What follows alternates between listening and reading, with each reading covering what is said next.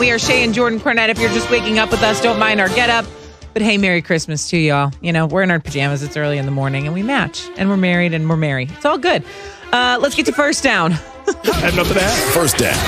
Colts at Steelers. Colts at Steelers. So the Colts can clinch a playoff berth with a win and then a loss by either the Ravens or the Dolphins. This is the 7th all-time meeting between Phillip Rivers and Ben Roethlisberger, each drafted in 2004. My goodness, that was a long time ago. Each have 3 wins head-to-head. Their 7th meeting will be the most in the common draft era between quarterbacks taken in the top 15. All that to say, what do you like? Steelers or Colts? The Colts. The Steelers are going to be on the field looking at themselves in the mirror and saying, that's the team we wanted to be. That's the team we were when we started 11-0. That's the team everybody thought we were, at least. But it's actually the Colts. The Colts with the quarterback that's great against pressure, as good as Patrick Mahomes against pressure in terms of statistically. He ain't Patrick Mahomes, but Phillip Rivers has been statistically as good as anybody against pressure this season. So you got the veteran quarterback that's actually making plays. He plays for the Colts. The defense. It's a better defense with the Colts than it is with the Steelers. And that's because Bud Dupree is out.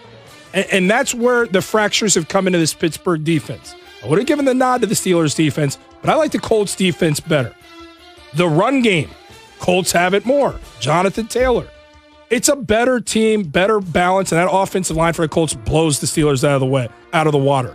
The Steelers want to be the Colts. The Colts are the Colts. They've won the last 3. The Steelers have lost the last 3. You need to see these Steelers come out here and play great football. I don't see it happening. I think they've lost their mojo. I like the Colts, and I like them big. Okay, I like the Colts, too, for a few different reasons. First of all, the Steelers have not put up 20 points in a game in their last 5 games. That's a problem, especially when you're playing a team like the Colts, who I'll just run through it. Their last game against the Texans, they put up 27. Their game before that against the Raiders, they put up 44. The game before that against the Texans, again, 26. And a loss to the Titans, 26. All over 20 points is what I'm getting to. So the Colts, while they have a very dominant defense, can score points when Phillip Rivers is playing good football, which he is right now because he has not thrown an interception in 3 straight games. And when Phillip Rivers is playing well, this Colts team plays well. So he needs to come out and from the jump have a good game against the Steelers. That's my woman right there. That's my marriage. I love when we're on the same page. Also, DeAndre Hopkins, clearly. What are we doing? Why are we going there? Because I'm saying when the Cardinals got him, it was huge. That's the number one story of grabbing a guy from another team, getting him on your roster, and his pay dividends. But DeForest Buckner coming over for the Colts, let's keep it all the way real. That has been massive for this defense and a difference maker, an absolute disruptor. I expect a big game from DeForest Buckner. And when DeForest Buckner is not in the game, which we saw earlier this year, gashed. Yeah, big problems for that Colts Tennessee team. Hung 45 on him. Let's go to the second down. Second down, Giants at Ravens. All right, Giants at Ravens. So the Giants would be eliminated from the playoffs with a loss and a Washington football win. The Giants have scored one touchdown in their last 23 offensive drives going into this game. The Giants average just over 17 points a game, which is not a lot this season. In fact, it's the second worst in the NFL. And so, Jordan, Giants at Ravens, any shots? The Giants come away with a W, and they hold the Washington football team back another game. What do you always say about the Giants? What do I always say about the Giants? I think they're going to win the division, but I don't anymore. But that they're kind of they're sneaky dangerous. They're pesky. They're pesky. They're a sneaky dangerous team. However, the Ravens, their last 3 games have figured it out, putting up points: 34, 47, 40. They're back to scoring points. Lamar Jackson has found his groove again. It's a Ravens team that's absolutely playing for something, playing to get into this thing. More on the line. Actually, both have a lot on the line. But Lamar Jackson, I think the Giants' defense, which has been impressive, doesn't have answers for Lamar Jackson that's found his groove.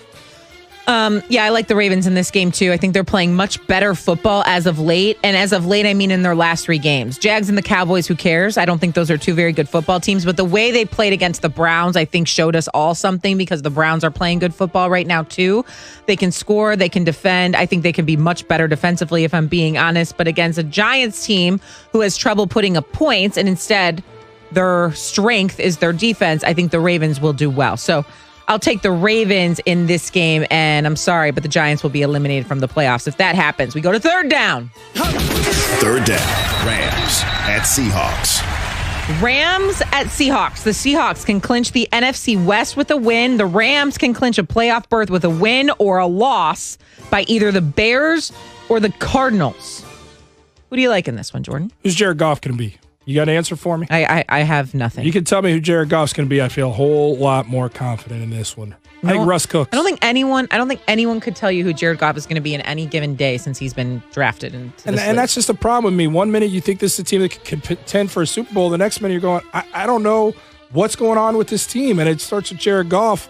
I just have too many questions there. And I think Russell is a guy that is trending upward going into the postseason. I'm going with Russell Wilson. I have to. I can't believe I'm agreeing with you on every single one of these games, but I would take the Seahawks and Russell Wilson in this game too. Like, the Seahawks are getting healthier. They're playing better defense. They finally have a stable of running backs that can play well. And Russ probably doesn't feel anymore like he has to cook. He has to do it all. He's got to do too much for the Seahawks team to win. On the other side, the Rams, now look, if the Rams hadn't gone out and Jared Goff hadn't played like he was in year one, because we all remember what Jared Goff looked like year one he was in the NFL, was confusing why he was the number one overall pick. And then Sean McVay comes in and this entire Rams team turns around. They go to the Super Bowl, et cetera, yet still, we don't know who Jared Goff is on a week-to-week basis, as you mentioned, and we saw last week against the Jets. Again, the Rams lost to the Jets, the worst team in the NFL. But what I would expect is the Rams to come out and have a big game and show that was embarrassing. We went back to the tape. We'll never play like that again. That was an extremely humbling loss, as Sean McVay said, and for them to play well. I just can't put all my chips in that basket yet until I see it. And so who do I trust more in this situation, Goff or Russell Wilson? Russell Wilson, and so I'll take the Seahawks. But it always goes a little bit deeper than that because the Rams do typically have the Seahawks number. You do get the best in terms of scheme from McVay in this one. You get the best performance from Goff. And the Rams defense seems to have an idea of how to handle Russell Wilson. Yes. And that's usually been the story here. We talked about quarterbacks a lot. I do think it's worth talking about the Seattle Seahawks defense because the Seattle Seahawks defense has been the Achilles heel, the question. This is a defense that's going to let down Russell Wilson, and no matter what Russell Wilson does, they're just not going to figure it out. Well, Carlos Dunlap, but more importantly, Jamal Adams, anchoring that thing, those additions, have been a difference maker. Now, I get it. The last two games have been the Jets and the Washington football team. Those aren't very gifted offenses, but it goes a long way for confidence for a defense that has averaged only 9 points given up in those two matchups.